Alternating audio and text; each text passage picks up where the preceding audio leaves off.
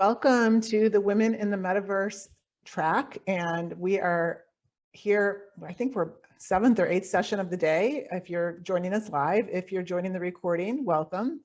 And today we're going to talk about the do's and don'ts of creating an NFT collection.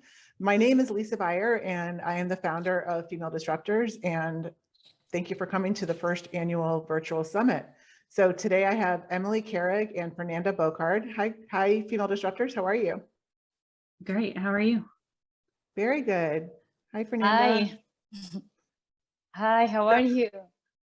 Good, good.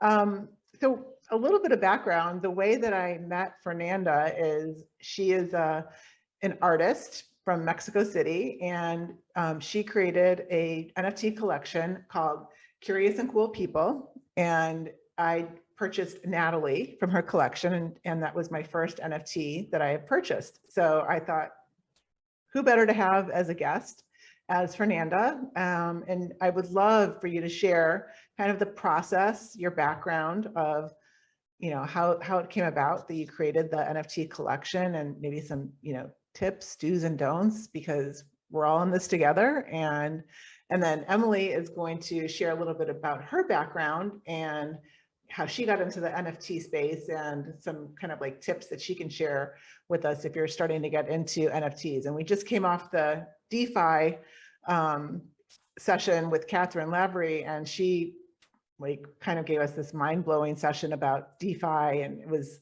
really, really intense. And, we all need to learn this and take advantage of the opportunity as women to really, create and pave a path for us into the future. So Fernanda, I'm going to pass it on to you. Just tell us a little bit about your background and how did you come up with the idea to start your NFT collection?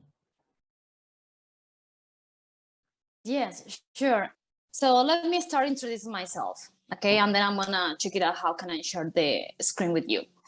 So I'm from Argentina, actually, and I live in Mexico City. And I born and raised there, and I moved to Mexico like 3 years ago because I realized in Argentina maybe I couldn't make my dreams come true, because my country is amazing, don't get me wrong, but it's a little hard to grow there because the economy is always going down and it's always like a punch in you. So I decided to move to Mexico like 3 years ago because I knew here I could have more opportunity to grow.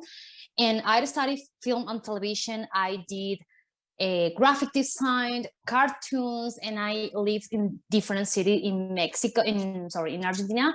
And when I moved here, I did it with intention to work in my dreams, my acting career, because I love to act, and with my artwork. And when I moved here, I met a guy and he saw my paintings. So I want to share it with you, but I can't. I'm going to find out how can I do it. Fernanda, and he saw my, yes. If you want to put your, put the presentation in or you want to send it to us, I can share it for you. But we could do this. We could, Emily, you could go first. You got it. While we're. Yeah. I'll just talk a little bit about myself. Yeah, while we're waiting, and then Fernanda, you could. Okay, awesome. So I started out in crypto back in 2020 when the pandemic hit, and I had to relocate from New York City. I lost my job because of the pandemic and all the complications there. And I had heard that crypto was an opportunity to just put some money away and extend what I've got for a while because things were so uncertain. So I started out with just like a few $100 and bought some Ethereum. At the time, the market was way lower than it is now. So that was an advantage. And around 6 months later, after just kind of falling down the rabbit hole of NFTs, I purchased my first NFT, which was CryptoKitties. And I was able to mint an extremely rare CryptoKitty, sold it, and from there just started reinvesting. And I've become really active in the NFT community and all of the great things that are happening in Web3. And I currently write and analyze and research NFTs, and I blog about it and share it. I also have a background in art history and fine art. I'm traditionally a painter, so I bring a little bit of that in the way that I look at NFTs and in the art historical context. So that's just a little bit about me, and yeah, I can talk about my perspective of, you know, if you're starting out as an artist. I haven't launched a project yet, but I've collected a lot of different projects, and I have some insight into the NFT community and what is well received. So I'm happy to talk about all those things whenever that comes up and share. Yeah, so I have Fernanda's presentation now. So I'll go ahead and you can walk us. I think it would be great for Fernanda to walk us through your presentation, and then we can discuss, you know, buying and, you know, NFTs and tips from Emily and my experience and Fernanda's experience with creating it. So let me just go ahead and share. Okay, perfect. Thank you. A little bit my story. From Argentina, now I'm living in Mexico City. I moved because I was looking for new opportunities. And this is my artwork. And I do like a difference and explore different techniques. So the first one is digital. The second one, I made it with my phone. So if you have an iPhone, you can go to the block notes and you will find out that you have some brushes and different colors. So I started making illustration with my finger and my phone when I was bored. And the third ones, I made it with watercolors and acrylics. So I have like a different kind of styles.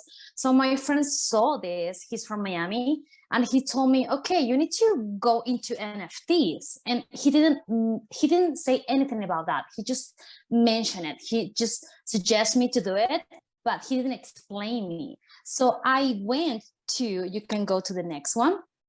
I went to, to start discovering what is NFTs. And of course, I went to YouTube College. For me, YouTube is amazing because you can find all the information that you are looking for there. You can be the person that you want to be. Just go into YouTube and find the information that you're looking for. Of course, you can't pretend to be a doctor going to YouTube only. But for NFTs, you have all the information there. So I got obsessed with YouTube. And when I started looking information about NFTs at the beginning, I was thinking, okay, this is crazy. So how can that be possible? It doesn't fix in my mind the idea to all the digital illustration, all the digital art now makes sense or now have a value and now you can make money with it. So for me, it was a huge, huge opportunity about NFTs for my career. So that's why for me, YouTube is amazing. And I want to highlight this because honestly, you have everything there. It's for free. And now we are in 2022. The information is more accessible and you have a lot of content creators doing content for you for free, because they are getting benefits from it and you are getting benefits from them too. So it's like a kind of win-win situation. So that's why I always recommend you to go there and you can find all the information that you want on YouTube. So you can go to the next one. And that was my first mistake because I was starting exploring the different collection on OpenSea and I discovered some apes with bored eyes, and I saw that they were making like $1 million, maybe $10,000 for one piece at that time. Now maybe now they have 2 or maybe 1 more zero. And I saw them and I was like, okay, but I didn't understand, but I was impressed because they were making a lot of money. And then I saw another collections making $30,000 for 30 items, something like that. And my first mistake was thinking that NFTs, it was an easy way to make money. That was my first mistake. And I think it's, if you're a beginner, you can maybe think that NFTs is an easy way to make money because it's easy to mint them. It's easy to put them on the web. It's really easy, but it's not easy to maybe build a community. So that was my first mistake. So what I did, and I'm gonna tell you what I did, and honestly, I feel myself embarrassing. So this is like a kind of shame for me, but I'm gonna share with you. So what I did, I went with all my illustration, the one that you saw. I went to the print shop. I digitalized them. I chose one of them. I make some variation because I discovered that some of the huge collection, they were making variations, like different hair colors or different just colors. I didn't understand why, but I tried to copy them. So I made the next slide that you're gonna, if you can put it. I made something like, yes, like this. Yes. Great. This one? Exactly, yes. Nice. So I mint them. I paid the gas fee. I went to sleep with the idea to make at least $1,000. I woke up next day. I ran to the computer and I checked my profit. Of course, I didn't get any sales, but I didn't understand. I thought it was easy, but it wasn't. And I was like, okay, this is maybe, I will refresh the page. Maybe it is a mistake. Nothing happened, no sales. I went to sleep that night again. I woke up again. I checked the OpenSea account again, no sales. What I thought, this is not working. This is not working. Everyone is doing the same. I did the same and I didn't get any sales, so it's not working. That was my first mistake because I was thinking in the money first. And I was trying to make something that another collection were making, but without any knowledge about NFTs. So this is my first advice. Don't think about money first. Think about what do you want to offer to the world. If you're an artist, you can go to the next one, please, Lisa. Yeah, sorry. No worries. Yes, that one. NFTs is a huge opportunity for artists, for entrepreneurs, musicians, but treat this opportunity with respect. What does I mean? What I did, it was wrong because I was thinking about money, because I saw another people making money easily. It's not easy. So treat it with respect. So I'm going to give you some advices so you can go to the next one. First of all, educate yourself and take your time to go to YouTube college, go do your research, try to understand what is an NFTs, how NFTs works, and take your time to connect with yourself. If you're an artist, if you're an entrepreneur, if you have a business, how you can make profit or take an advantage from NFTs. But first of all, just think, what do you have to offer to the world? What do you want to share with the world? What do you want to, what do you want to share with the world? So who are you? Why do you want to do this? You can go to the next one, please. How to start? Be curious, first of all. Second, start following NFTs collection on Twitter. I'm going to share you some of them with you. YouTube University for me is amazing because I learned all that I know right now on YouTube and in a really short period of time, maybe in 5 months. And go to virtual NFTs events like this one. If you are here right now, this is a really, really, really good sign. And buy NFTs to feel the experience, how to buy it, to understand how this works. And if you want, I'm going to share you my link if you want to have your first experience buying NFTs. And I'm going to share with you some of the accounts that I always follow and that I learn from. So you can go to the next one. I made some screenshots. So Nifty World, that girl, I think she's from Europe because of her accent. I'm not good at English, so maybe she is. And she's always making interview with really successful collection. NFT time, that guy right there, I love him because he goes always straight to the point with the same with the Bitcoin Express, and of course Gary Vee. So those 4 accounts for me, those one helped me a lot to really understand about this new opportunity. And you can go please to the next one. One question, is this YouTube or Twitter? Oh, All of them on YouTube this or is Twitter? YouTube. This is YouTube. YouTube. Yeah, Okay. yeah, this is YouTube. This is YouTube. Yes, yes, yes. So this is the one that I already talked about. So if you're an artist, if you're an entrepreneur, just think about what and why you want to release an NFTs collection and find your own voice. So this is, for me, it's really, really important. So next one, please. And this is the question that you have to ask yourself at the beginning. So why people is buying NFTs? First of all, they buy NFTs for art because they like it. Second, because they want to get profit from it. And third, because they want to support you. And fourth, because they want to get benefits. And how they can get benefits? Because some of NFTs include experience, unlockable content, access to events like you, Lisa. I think you are doing something like that. Yeah. You are giving NFT. So, okay, so that include access to events, maybe membership. For example, I just thinking about that right now. If you have a hotel, you can give some NFTs to be part of the hotel, and you can give some extra benefits to that holders. So the sky is the limit, really. The sky is the limit. So just do your own version and try to adapt the NFTs technology to your business. And the last one is sense of belong. People love to belong of something, of someone or a community.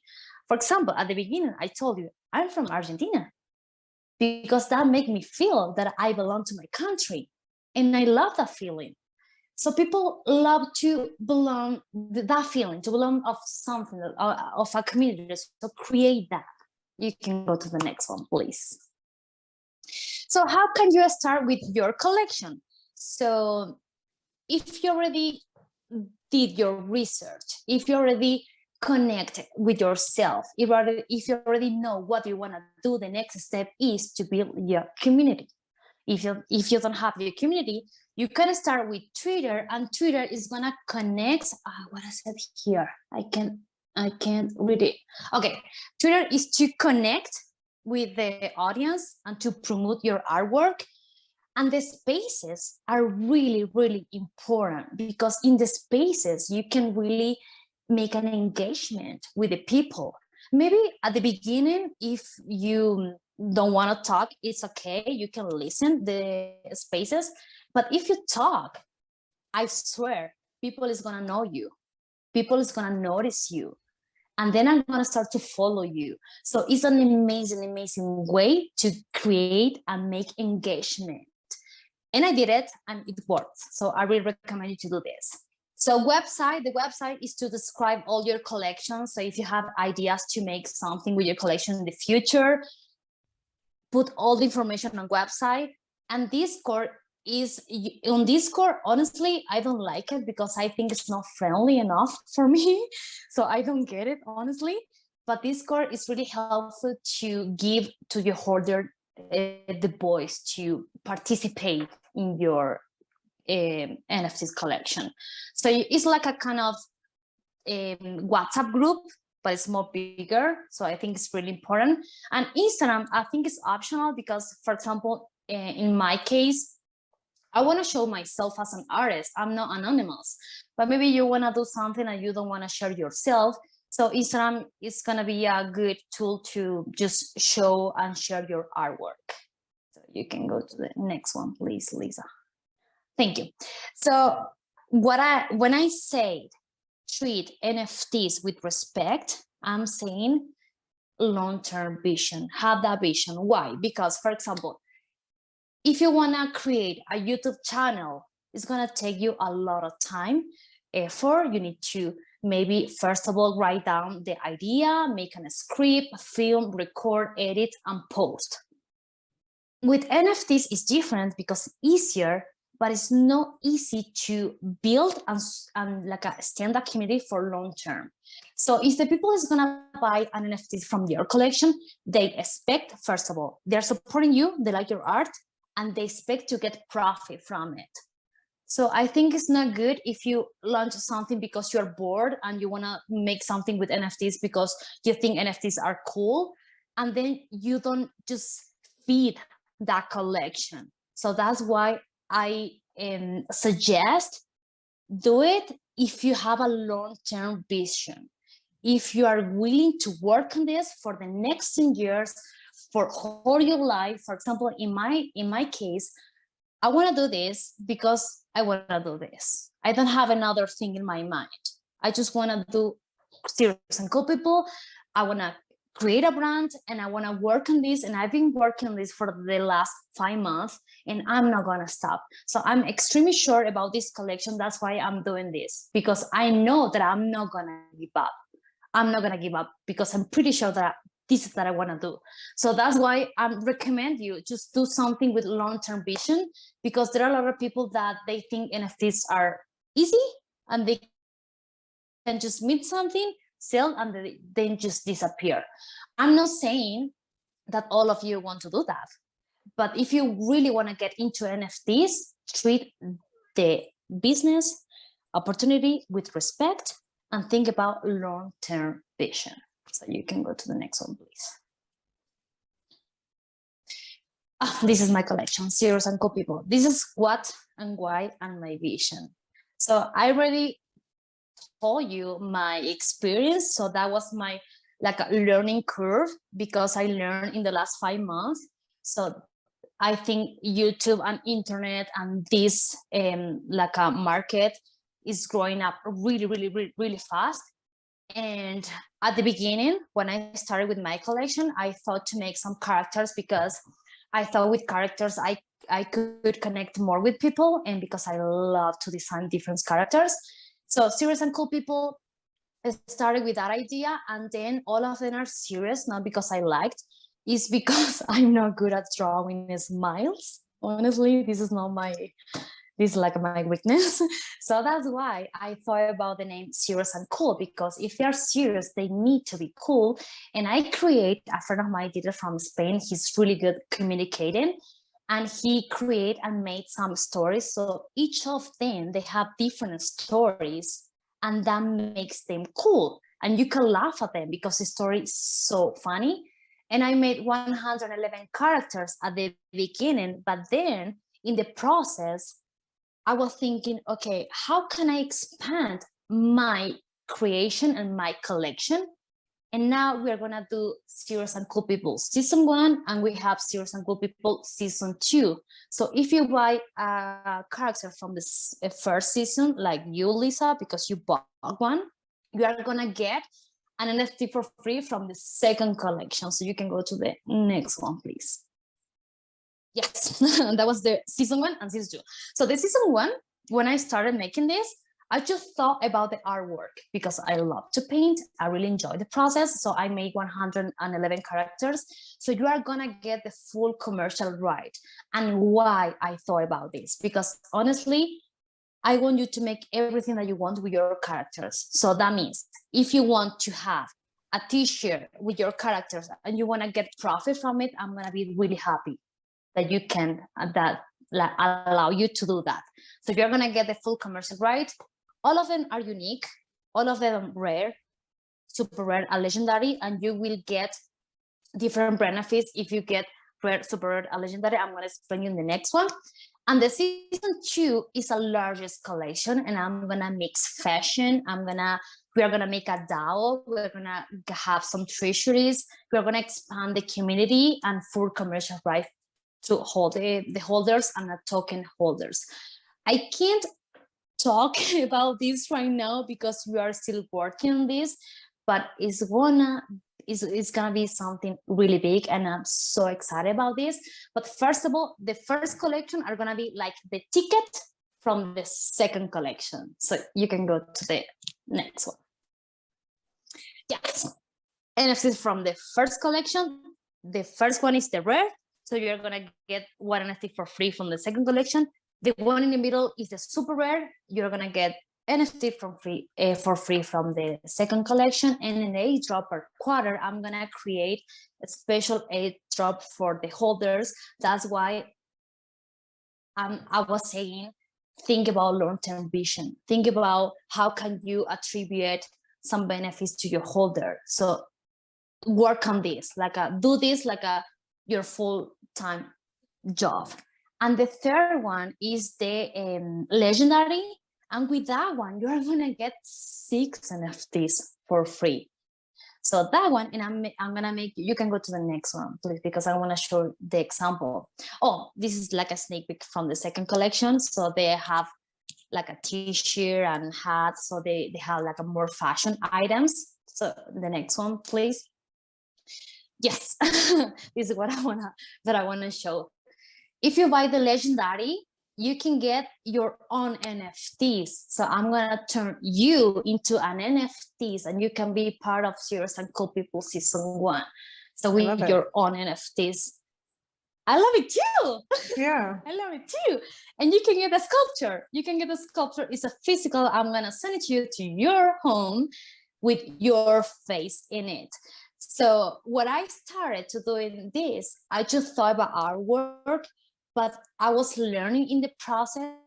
So I was thinking about, okay, how can I add more value to my collection? How can I make my collection more special or more unique?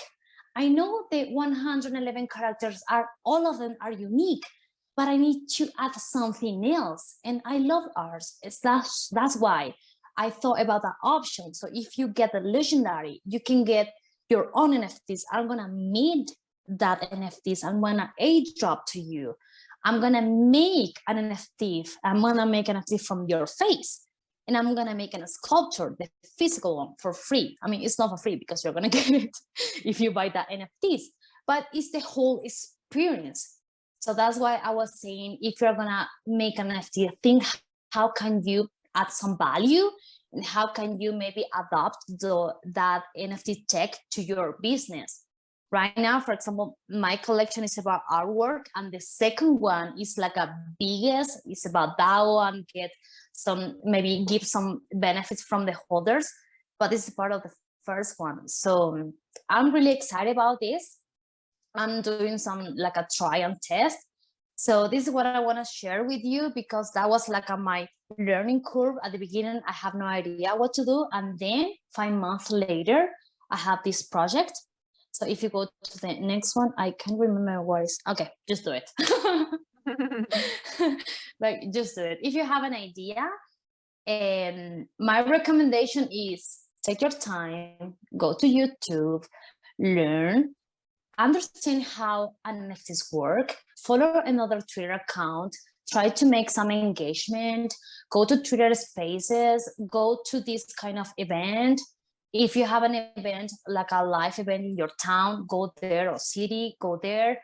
Just get into this. Honestly, NFTs in my life are everything. Everything.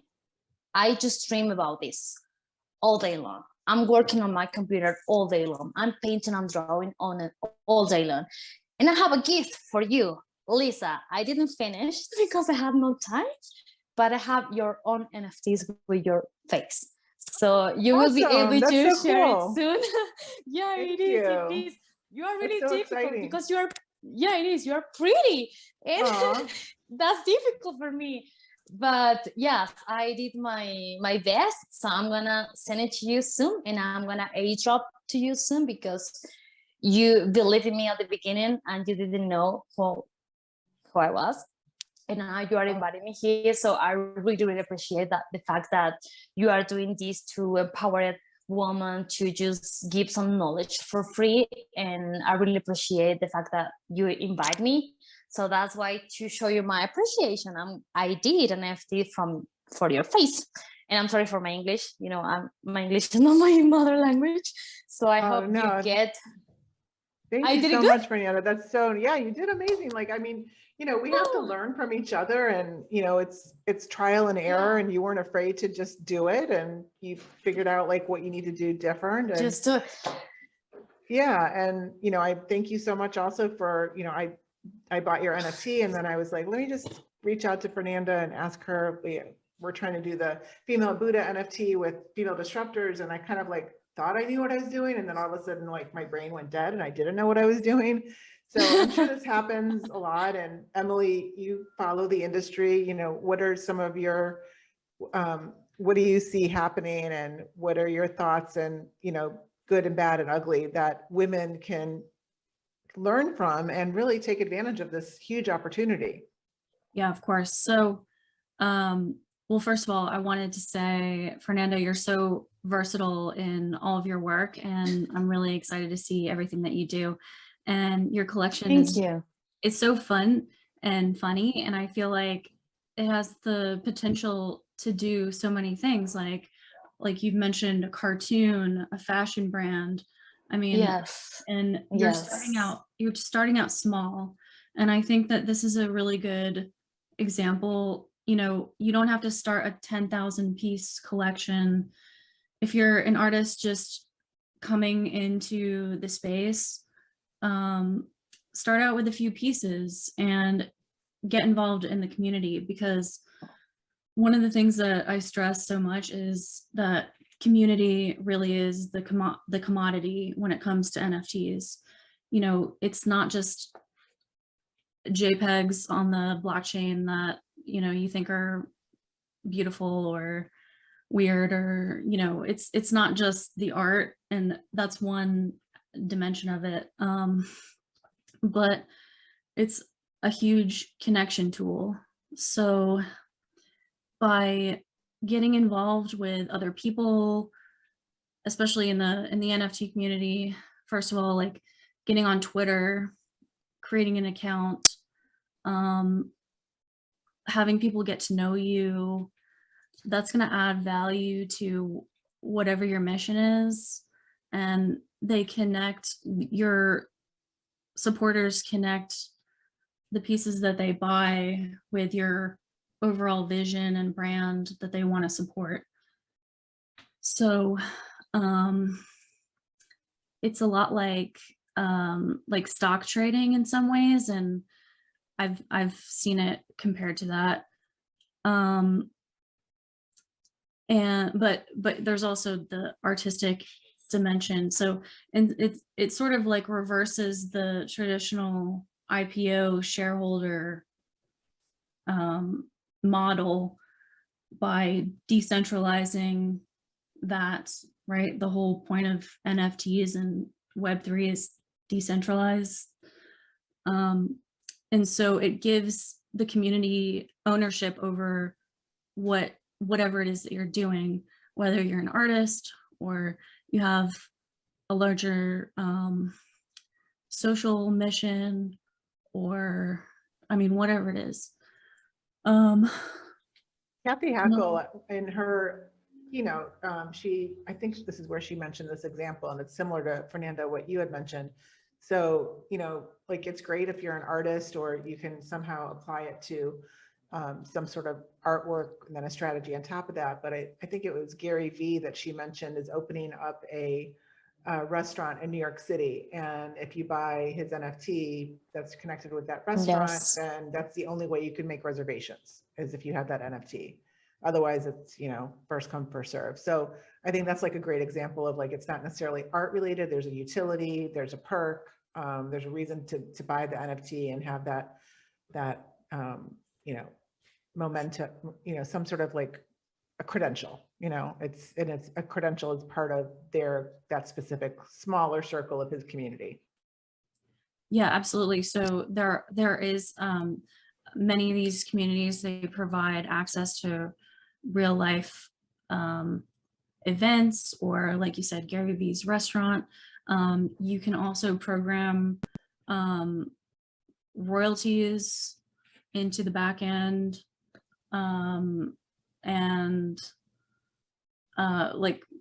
or as Fernanda was saying, actually, she was talking about giving her holders commercial rights, and there are a lot of NFTs that do that. the Bored Ape Yacht Club, World of Women, and there's a lot of talk around that. It's not totally, it's kind of more of like a concept right now, but I do think there's potential there to change how we, how we share how we commercialize these kind of images. What else? That's in my mastermind. He has an app called Prime Mind, and he bought, I'm trying to think, what's the NFT that's like the lion? Lazy Lion? Lazy Lion, yeah. So he took a big portion of his marketing budget for 2022 to buy the Lazy Lion, because the persona of the owners and the community of Lazy Lion matched his persona for his product, his app.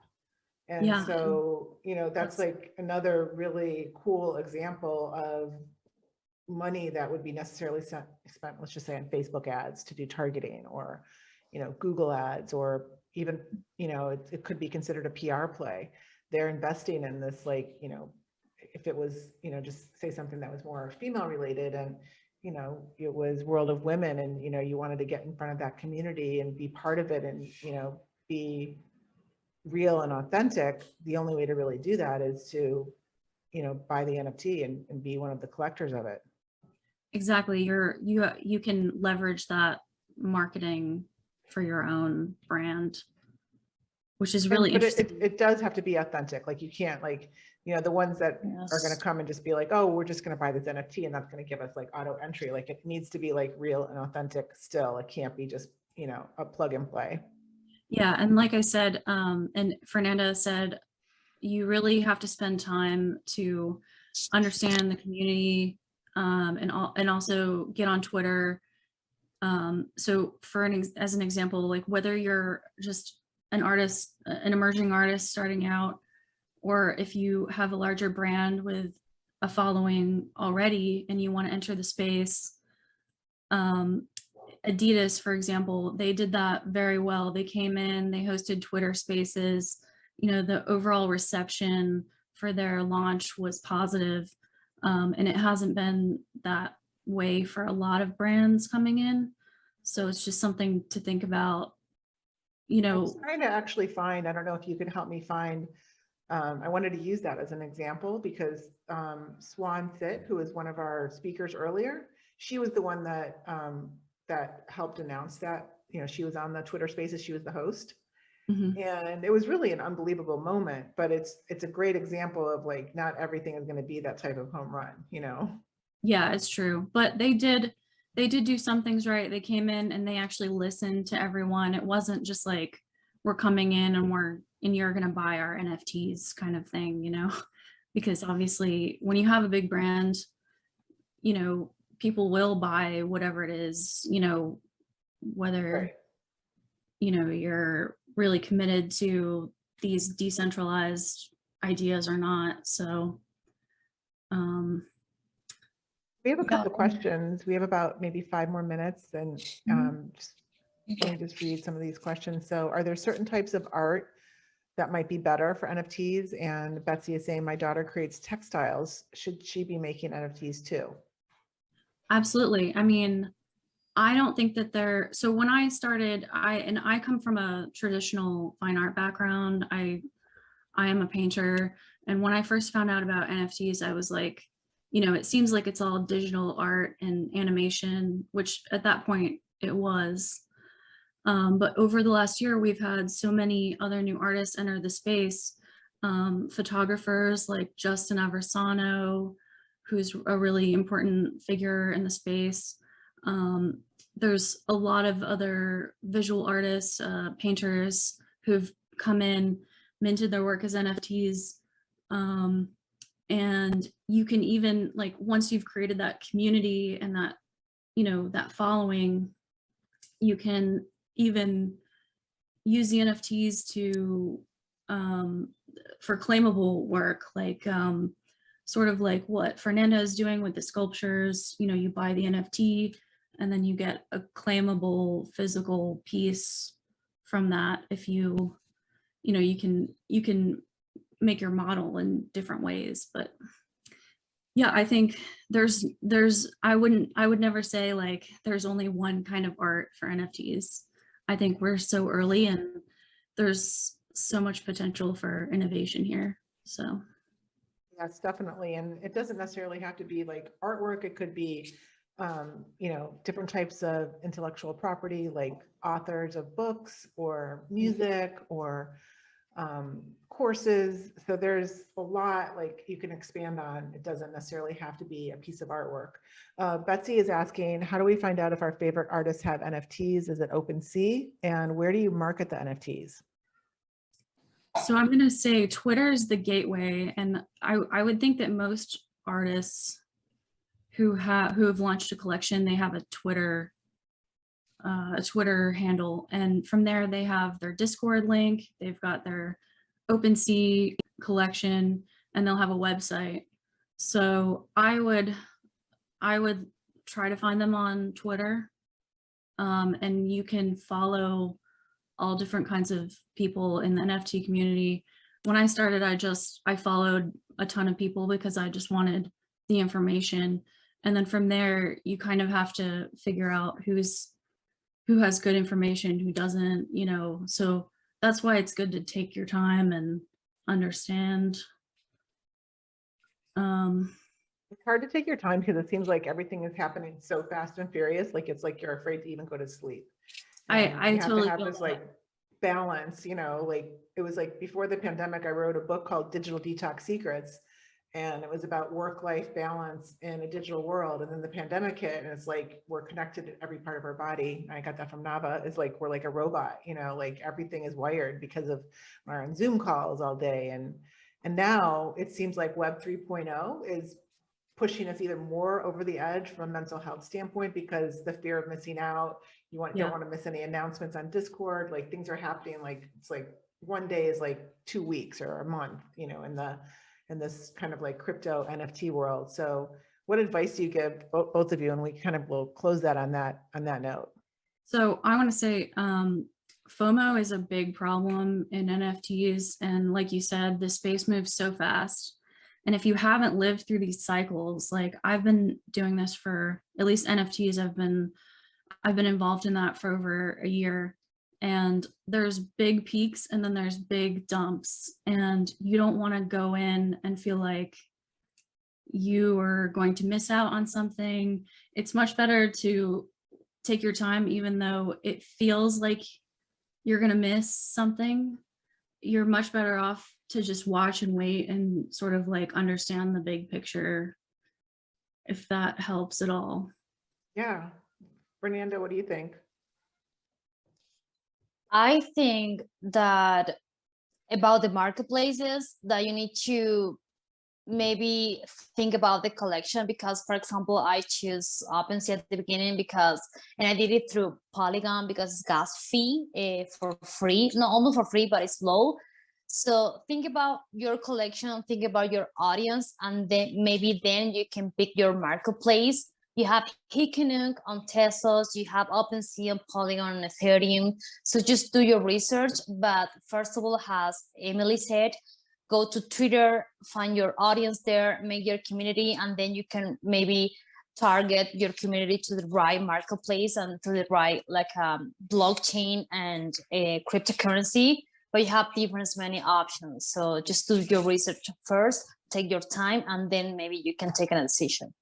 Great. Carlton, one more question from him or her. After the artists have sold their initial collection, do they still get a fee per sale afterwards? And when the collection actually starts to increase in values?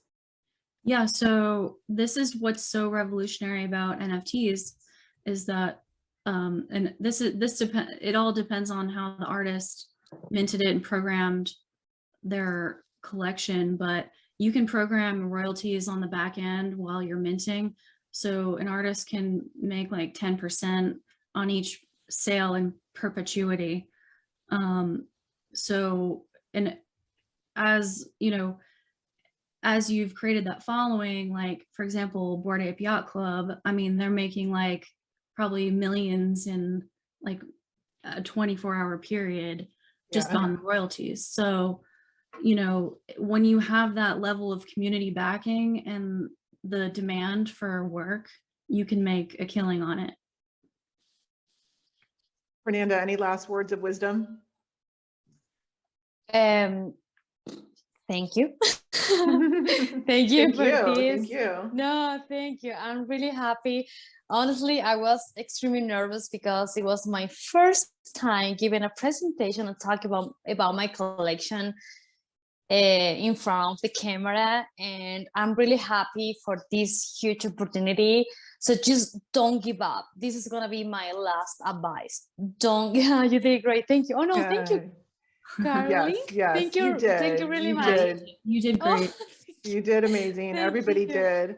We're all in this together, and I really appreciate your time. And Emily, thanks for coming on. And Yeah. Thank you for having me too, Lisa. I appreciate it. Yeah. So we're on to our next session that starts in about less than 10 minutes. It's about social architecture. So please join us on that last session, and then I'll do a quick wrap up, and hope to see everybody tomorrow we have a huge day tomorrow too. I look forward to it. Yes, sure. And I'm able, if someone wants to ask me some question about their collection, I can give them my opinion. I can help them out because we are here to support each other. So I'm really happy to help if that's possible.